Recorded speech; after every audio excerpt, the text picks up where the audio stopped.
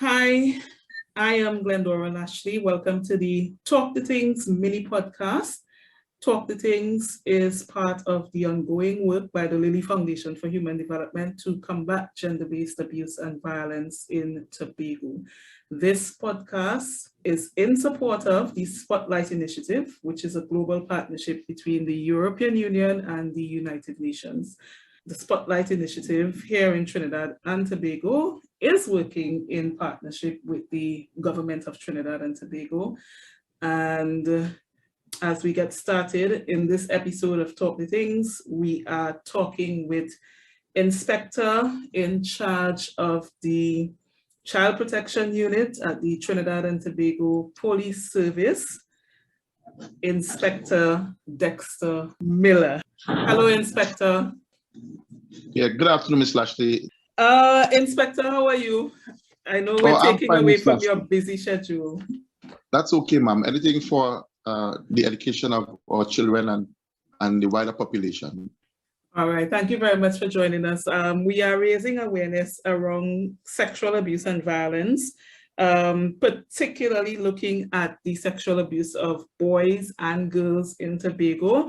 And so we're happy that you're able to join us for this podcast episode so that we could hopefully get an official sense of what has been reported so far and what things look like in Tobago at this point in time. But before we get into all of that, Inspector Miller, can you just give an idea, explain the role of the Child Protection Unit in the Trinidad and Tobago Police Service? Well, Ms. Lashley, the role of the Child Protection Unit primarily is to ensure the safety and security of any form of abuse, domestic and otherwise, and ensuring that the rights of the child, as set up by the UN Convention for the Protection of Children, is observed and adhered to in accordance with the law of Trinidad and Tobago. And a child being any person under the age 18. Right. So the unit was formed primarily to ensure that children are not abused physically, mentally, sexually, and any other form of cruelty that may be perpetrated by an adult against a minor. The unit was formed from 2015 to now through an act of parliament based on the needs assessment by the Commissioner of Police then to have a separate unit to treat with the needs of the minors in Trinidad and Tobago. Okay, and this is an extremely important unit. The officers in this unit, are the officers specially trained to deal with this? How does that look? Well, before we recruit anyone, or any person is recruited, or any officer is recruited, we are all police officers first trained in all aspects of the law. And then based on your core competencies, you may have a degree in an aspect pertaining to child or children. We may have seen your investigative skills in relation to child crime or community work and so on. And against that backdrop, an officer is selected. When that officer is selected, he or she undergoes a period of training in accordance with the law first that deals with the law for children, which is Act 12 of 2012, as proclaimed by Parliament.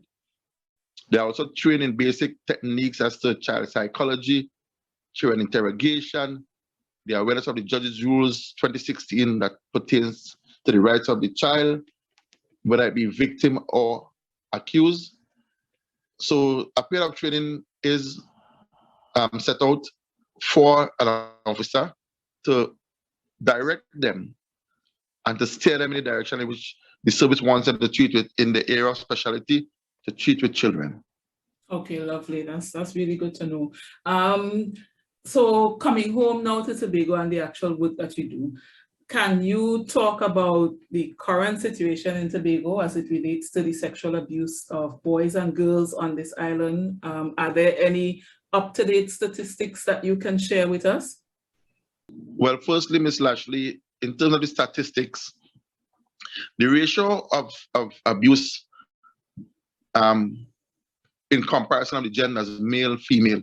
It's 80% female and about 20% male. And in terms of the awareness of the abuse on the island, with the introduction of the unit, we'd have embarked on programs of outreach to the schools, the communities, and so on. A lot of these outreach programs, we'd have seen a greater awareness in the education, and some of the programs we'd have geared towards these children, like good touch, bad touch. What is a good secret? What is a bad secret? We'd have gone out and empowered the children to understand that it is not acceptable, or what is unacceptable in many instances.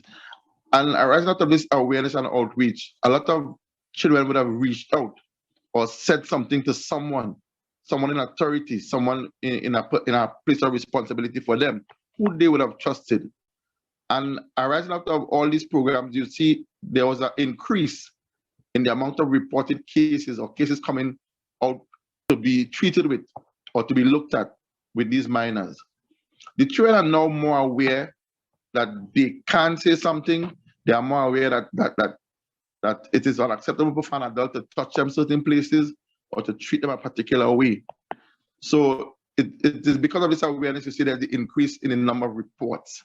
Now, not every case comes to us, goes to court. Some cases are referred to the Children Authority of Trinidad and Tobago, or all cases are referred to them because they are one of the partner agencies that treat with children. The Victim and Witness Support Unit, which is an operational unit within the TTPS, who is not police officers, but trained psychologists to deal with the counseling of victims and any minor that needs that counseling. And it's a standard procedure for us to refer every minor. We don't differentiate whether we decide whether they need counseling or not. Every minor is referred, and based on the assessment, they are treated with and directed to the relevant program and or specialist person to treat with their identified area of weakness, so to speak. So in going forward, it's more awareness that has been bringing to light, and even to the adults, we have made it clear to them that, listen, this is unacceptable. This is what the law says to an adult who has the information that a minor would have been abused or in a home which is being met out with abuse. And what is their responsibility in the situation? Their responsibility by law is to make a report, to say something, to pass the information. The information can be sent confidentially. We'd have set up phone lines, websites that they can report anonymously. And through all these mechanisms and avenues, we would have seen an increase in the awareness as it relates to a minor in any instance of abuse and or want or need of neglect. Okay, and that is, while the instances themselves are a horrible thing, it is really, really good news that coming out of the increased awareness, more children are coming forward. Now, Inspector, can you perhaps talk a little bit more? You mentioned touching, good touch, bad touch. You mentioned secrets, good secret, bad secret, that kind of thing. So when we look at the nature of the abuse and violence perpetrated against children sexually by adults, can you speak about the nature of what has been reported, what you've been privy to in Tobago? Touching, penetration, oral stimulation, grooming, tell us what it is, and of course share the legal terminology if different. Well, Ms. Lashley, the most prevalent offense identified and reported is sexual penetration of a minor. Now, the definition by law, we would know, some persons would understand, as the layman term would say, the sexual penetration is if a male puts his penis, so to speak, to be frank, into the vagina of a minor. But under the Act, it is broadened.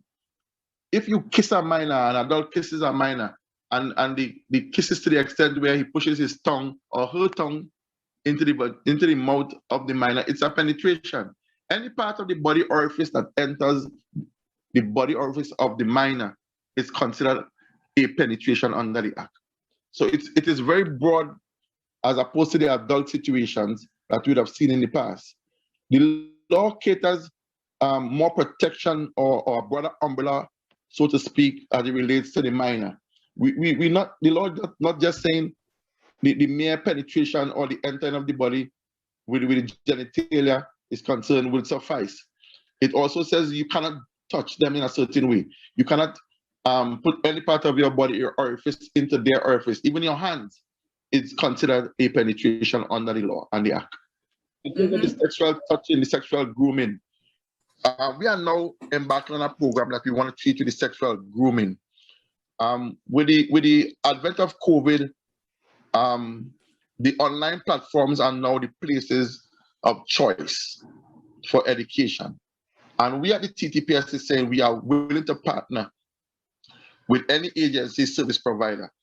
We have seen the increase gradually creeping, where the online platforms are now being used as avenues to perpetrate crime against minors, grooming, luring them to conversations, for them to expose their bodies and go online and go into sites that are not permitted for a minor to be on.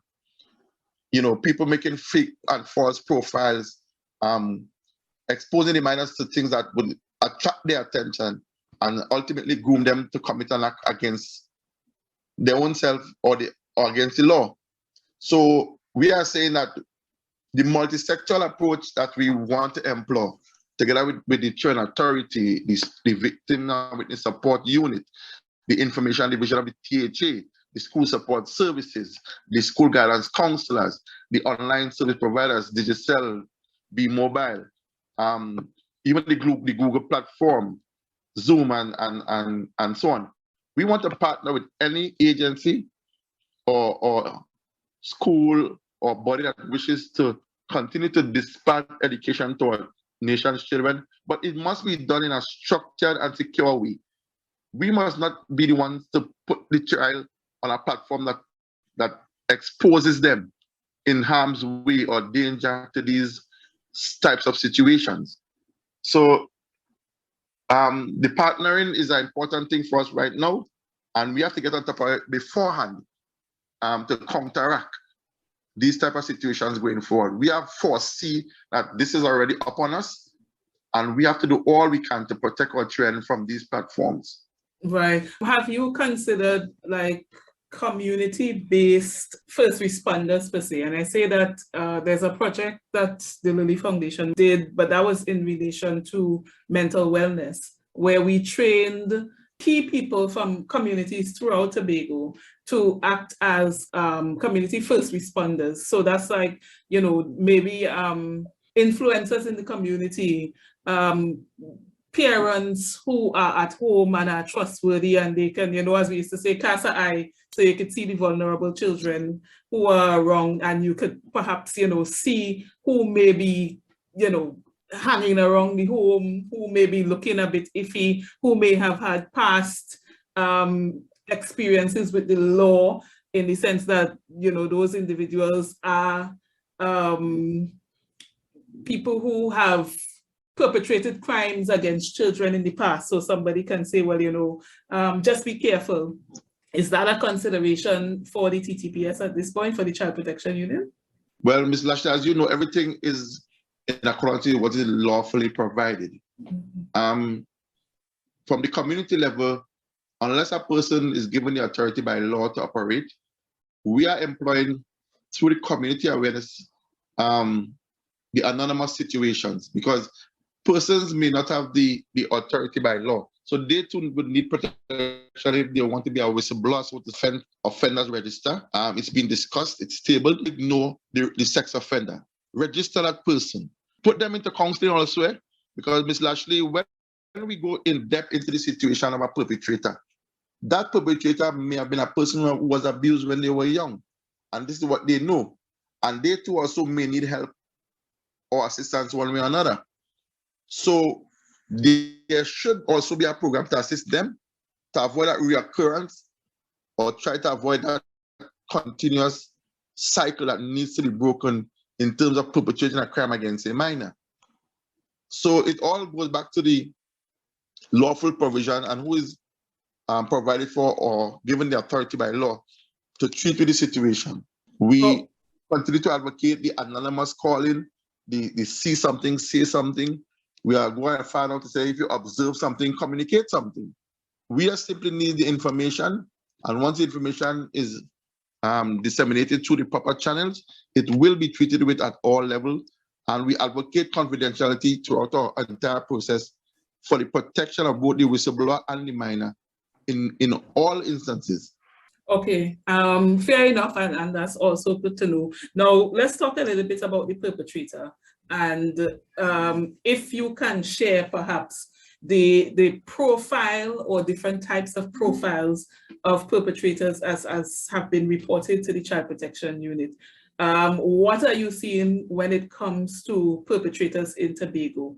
Is the perpetrator usually a stranger? Is the perpetrator usually somebody who is, you know, I don't know. Tell me what you've been seeing at the TTPS. Well, from our standpoint in Tobago, Ms. Lashley, we are observing that the majority of the perpetrators, if not all, is a person of trust and responsibility towards the minor, an immediate family member, not a stranger at all, a person who the child is always around and interacts with, a person who is known, a person in the family bloodline. What we are advocating now is for parents and guardians and persons charged with responsibility for a minor to observe the minor and look for the signs to tell you that something is happening. We have observed from the Child Protection Unit that a lot of minors usually say something, but the parents or adults don't listen. That child has been crying out for help for quite some time. You find they are reluctant to be around some or one particular family member. They don't want to be in the same space with them. They don't want to convert with them. They don't want to interact with them in any kind of physical contact. You know, there are signs to look for that we are advocating, that we are begging the adults to look at the signs. Listen to your child. If they're saying something, don't just dismiss it as the child is telling a lie. We have seen that in often cases. And when that child is put in the counseling, the child eventually says what has been happening to them for the longest while. And mommy and daddy or the person charged with responsibility is not hearing what they are saying. So the majority of perpetrators from the Tobago standpoint, Ms. Lashley, this thing has always been part of the Tobago diaspora from way back when, the incest in the house, the family member being a perpetrator.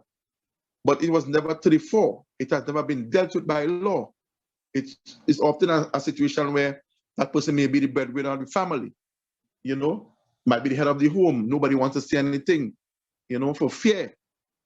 But we are advocating that there are situations that can be treated with this situation. It is unacceptable, and we are prepared at the TTPS to treat with it to the fullest extent of the law, but also to the fullest extent of rehabilitating our victims, because most of them are tender years. We see the most common being between 9 and 16 years old, the reports being coming to us. There are the reports that comes between 4 and 8, which is about 20% of our reports. So based on how the ratio has been going, sometimes a child starts with an abuse situation from age 6, but they don't say anything until age 8 or 9. And the thing about the law under October 2012, there's no statutory limitation for such matters like this. It could happen 3 years ago and a child is now saying something. You know, it will be looked at to the fullest extent of the law. Right. That's very comforting to know. One of the things I think all of us need to keep in the back of our minds. Now, you said something, Inspector Miller, with respect to sometimes fear may prevent people from making the necessary report, because as you said, sometimes perpetrators can be the head of the household, that kind of thing. I just want to touch on one thing with respect to age. Is there a specific age range of a perpetrator? Recently, there were some reports about younger perpetrators In the past, I suppose we sort of thought, well, okay, the perpetrators are the older people, but you're seeing younger perpetrators. Is there any sort of information with respect to that particular demographic?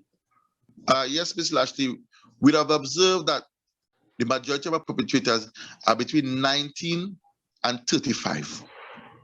Wow. You will have the situation where both minors is perpetrator and victim. But in such a situation, we realize that both of them are victims really when you go in depth into the situation. So we treat the both of them because of their age as victims. And we have them into counseling and so on to try to reverse or break that chain or cycle. In the case of the age group I mentioned prior, most of them are grooming situations, promises being held out to the minor, putting them in situations that they believe that the only way out is to go into a sexual situation with the person. You know, it's more or less a recognition of advantage by the adult, and an opportunity is not present itself to pounce on the minor, so to speak, for want of a better term, only to realize it goes on for a period of time, and then the minor says, listen, this is wrong, I am not going to support it anymore, and I'm prepared to say something at this junction, and they do come out and say something, and it's been treated with to the full extent. Right. Now, Inspector Miller, you highlighted such an important aspect when you spoke about not just the age of the perpetrators that we're seeing, but the sex of the perpetrators, right? What's the percentage, if you have that information, of female perpetrators versus male perpetrators? Well, Ms. Lashley, off the bat, I can tell you, in terms of perpetrators for Tobago, the sexual situations is 100% male. Wow. The cruelty situations, it's about 60% female and 40% male. The what situation is 60% female? Cruelty. Cruelty. The Act says, Section 4 of the Act says, any person who cause or expose a child to a like manner which may cause harm or danger to them performs or may perform an act of cruelty on that child. For example, we see with the COVID onset, a lot of parents or being single parent may have to leave a child home alone to go to work. They put them on online schooling, they leave them with refreshment or meal or whatever, but they leave them at home alone. Under the Act, that is a form of cruelty. The law says that no minor should be home unsupervised by someone who's an adult. It's unfortunate that some situations they are single parents, and some of them do have any choice. But then ignorance of the law is no excuse. We have to find ways or try to seek support, and we are advocating employers, departments, to try to put some sort of support in place for the single mothers, the single parent. There are single fathers who also are faced with the same situation. It is unfortunate that a parent has to make that hard decision between the breadline and the security and safety of their child. Yeah. And one should not be faced with such a situation in a society that should be a bit more caring. COVID is not something any of us has brought about on ourselves, but the situation is warranted, and we have to find ways to assist each other to treat with our children. Put community spaces for the children that they can be left with.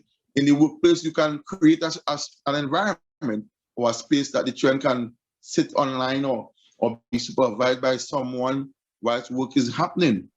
You know, we have to be innovative, just as how we find ways to treat with the COVID situation. We have to also try to assist with the offsprings of because the very fabric of this society, you see, it may dwindle, for want of a term, when we fail to put things in place to treat with the children. They would. You see that situation where children not attending school. some of them not being supervised, but they are on a device, but they are being distracted for lack of proper supervision. Mm. So in going forward, there's a lot to be done to avoid situations in the long run where education is concerned and life in general, by putting simple measures in place to treat these situations early. Right. Now, Inspector, you touched on something extremely important there with respect to the needed support in the society, and maybe the government may lead the way, particularly in terms of things like nursery and daycare and childcare facilities for those people who don't have it. But I want to back up a bit with respect to the nature of the perpetrator, because one of the things you said is that there's a recognition that many of the perpetrators were themselves victims. Now, with sexual assault, sexual penetration, you're saying that in the Tobago space, from what you guys have seen at TTPS Child Protection Unit, 100% of the perpetrators there have been male so far. So my question to you is, who or what kind of perpetrator have assaulted these perpetrators that have come to your attention? For those that you, when you all did your investigations or your assessments, you recognize, hey, this perpetrator was in fact a victim at one point in time. Who molested those ones?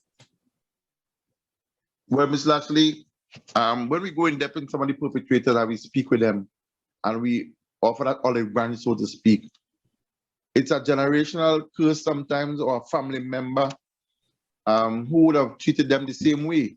A father, a stepfather, a grandfather, you know. So it's still a male molested a male. Yes, it's dominantly male. And then those males in turn molesting males and females. Male and female. Wow. That is correct.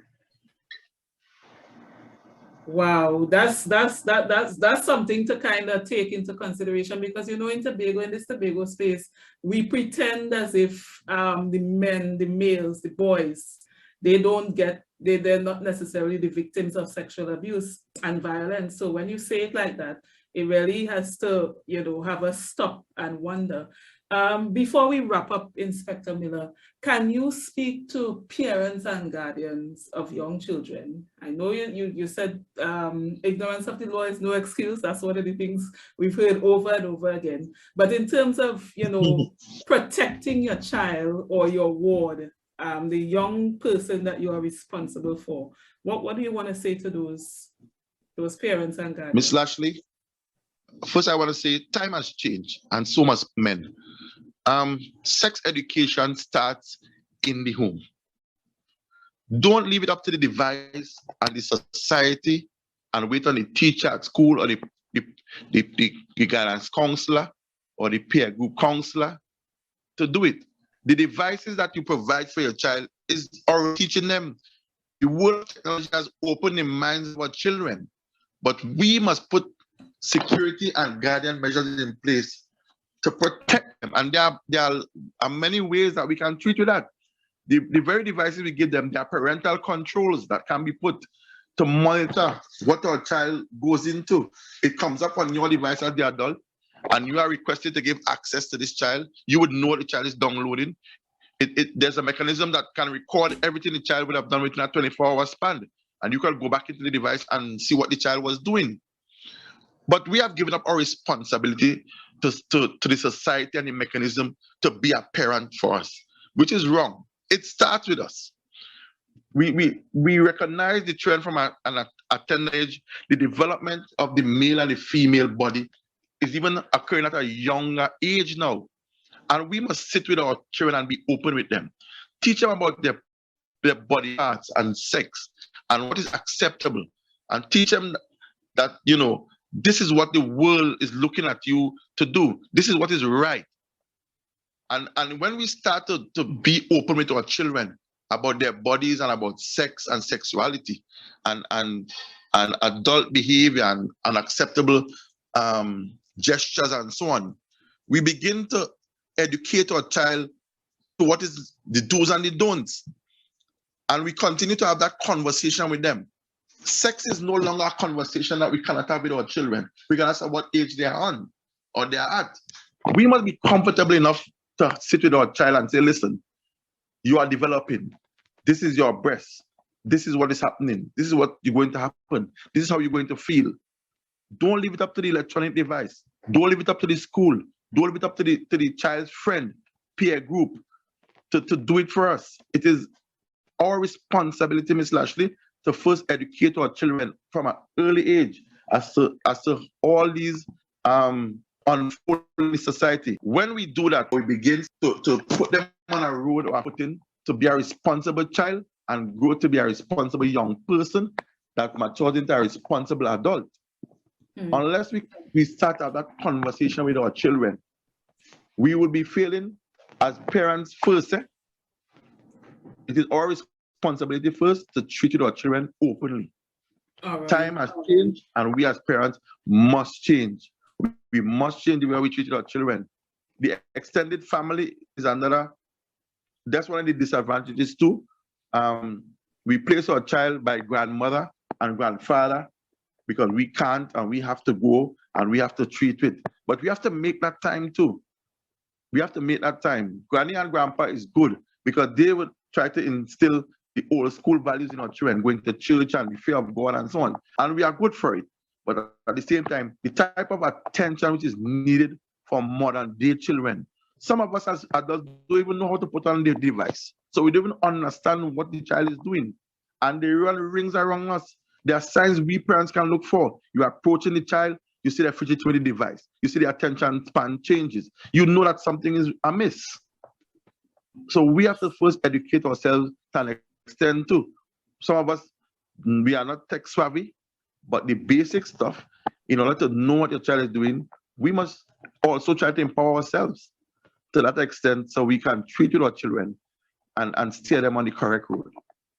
All right. One last question. In terms of the age in Trinidad and Tobago that a person can legally give consent to sex, what does the law say? The law is clear, Ms. Lashley. It's 18 years and over. Gotcha. Lawful legal consent is 18 and over. Regardless of what the circumstances is under the age of 18, consent is not part of the factor. Gotcha. Thank you. Thank you so very much, Inspector Dexter Miller. We have been chatting with Inspector Miller, who is the inspector in charge of the Child Protection Unit of the Trinidad and Tobago Police Service, Tobago Division. This has been a short podcast episode on child sexual abuse specific to Tobago. And so the aim is that when you listen to this podcast, you are able to make better choices, make better decisions when it comes to protecting the children that you are responsible for. And Inspector Miller, how can anyone who may need the services of the Child Protection Unit get in contact with your unit? Well, Ms. Lashley, we are based at the Chivalry Road Police Station. Our numbers are 639-8246. Or you can call the station at 639-8888 and you ask them to connect you to the Child Protection Unit. In going forward, Ms. Lashley, the name will officially change to the Special Victims Unit. The Commissioner of Police and the executive has seen a need to introduce other units that treat with sexual offenses and gender-based violence as a need. So the unit will now be merged between child protection, sexual offenses, which is sexual offenses adult, and gender-based violence that deals with assaults and domestic violence against an adult into one unit. So we are based at Chivalry Road Police Station and Roxborough Police Station. At Roxborough, you can call us 660-4333 and you'll be connected to the other units. Or you can go to any police station nearest you and make your report and they will send it directly to us. It's a one-door open policy of the TTPS. And you can also contact me at 477-4499. My number is public notice. I have my job to do. I'm a police officer 24 hours and I will accept any calls on my phone anything to stand in defense of the nation's children. Thank you very, very much, Inspector Dexter Miller. We're going to wrap. Thank you for taking the time out to have this conversation with us as we seek to reduce and eliminate violence against children, violence against women and girls, and gender-based abuse and violence. And we at the TTPS want to continue to thank the members of the public and any other organization for partnering with us in our fight against crime. Thank you very much, ma'am. All right, thank you.